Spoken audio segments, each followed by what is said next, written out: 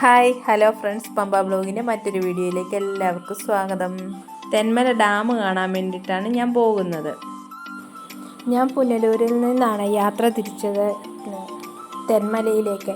തെങ്കാശി പോകാമെന്ന് വിചാരിച്ചാണ് പുനലൂരിൽ നിന്ന് യാത്ര തിരിച്ചത്. എന്നത് കാലാവസ്ഥ മോശമായതിനാൽ തെന്മല പോയി കണ്ടിട്ട് തിരിച്ചു വരാമെന്നുള്ള തീരുമാനം എടുത്തുകൊണ്ടാണ് ഞങ്ങൾ മുന്നോട്ട് യാത്ര പോകുന്നത്. പോകുന്ന വഴി നിറച്ച് വണ്ടിയായിരുന്നു, ടിപ്പർ ലോറികളായിരുന്നു ഈ സൈഡിൽ അധികവും വരുന്നത്.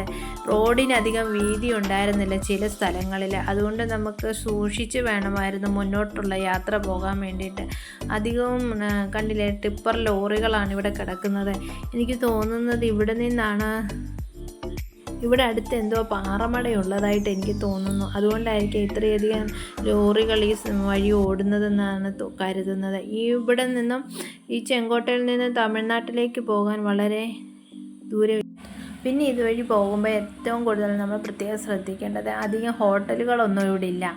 പിന്നെ ഇത്രയും വിനോദസഞ്ചാര കേന്ദ്രങ്ങളുണ്ടെന്ന് പറഞ്ഞാൽ അധികം ഹോട്ടലുകളൊന്നുമില്ല.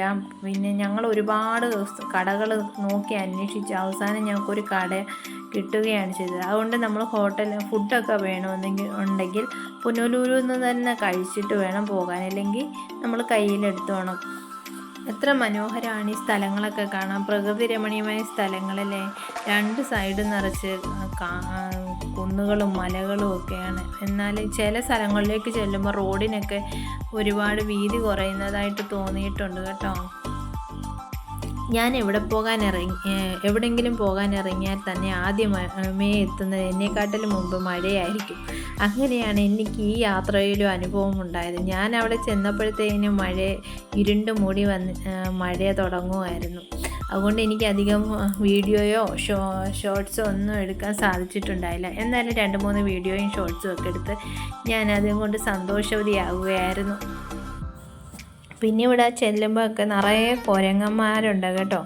അവിടെ ഡാമിനുള്ളിൽ തന്നെ നിറയെ കുരങ്ങന്മാരൊക്കെ ഉണ്ട്. നമ്മളെ ആക്രമിക്കുമെന്നൊക്കെ പേടി ഉണ്ടായിരുന്നെങ്കിലും ഒരുപാടുണ്ടായിരുന്നു കേട്ടോ. അത് കാണേണ്ട ഒരു കാഴ്ച തന്നെയായിരുന്നു. ഇഷ്ടം മാതിരി ഉണ്ടായിരുന്നു കേട്ടോ. നമുക്കൊരു പേടി ഉണ്ടായിരുന്നു ആക്രമിക്കുമെന്ന്. എന്നാലും നമ്മുടെ കൂടെ ആളുള്ളപ്പോൾ ആക്രമിക്കത്തില്ലായിരുന്നു ഇല്ലെന്ന് തോന്നി. പക്ഷേ ഞങ്ങളുടെ നാട്ടിലൊരു തവണ കുരങ്ങിറങ്ങിയിട്ട് ഒരു ചേച്ചിയെ ആന്തി ഇട്ടുണ്ടായിരുന്നു കേട്ടോ.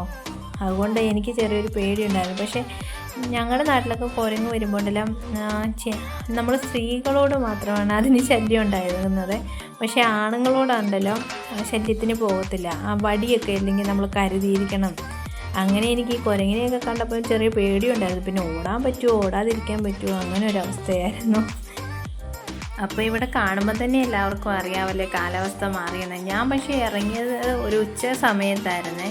അപ്പം പുനലൂർ വരെ വരേണ്ട ഒരു ആവശ്യം ഉണ്ടായിരുന്നെന്ന് ഞാൻ പറഞ്ഞല്ലോ. പിന്നെ അവിടെയൊക്കെ കയറിയിട്ട് ഇറങ്ങിയപ്പം തന്നെ ഒരു സമയം 2 മണിയായി. അപ്പോൾ ഫുഡൊക്കെ കഴിക്കേണ്ട നേരമായി. അതുകൊണ്ടാണ് ഞാൻ ഫുഡുള്ള കടയൊക്കെ ഹോട്ടൽ തിരക്കി ഇറങ്ങിയത്. പക്ഷേ ഒരു കടയിലും ചെല്ലുമ്പം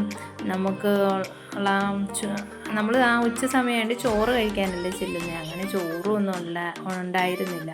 പിന്നെ ഒരുപാട് അലഞ്ഞു കഴിഞ്ഞു. പിന്നെ ഒരു ഹോട്ടലിൽ കിട്ടി കേട്ടോ. ആ ഹോട്ടലിൽ ഞങ്ങൾ കയറി.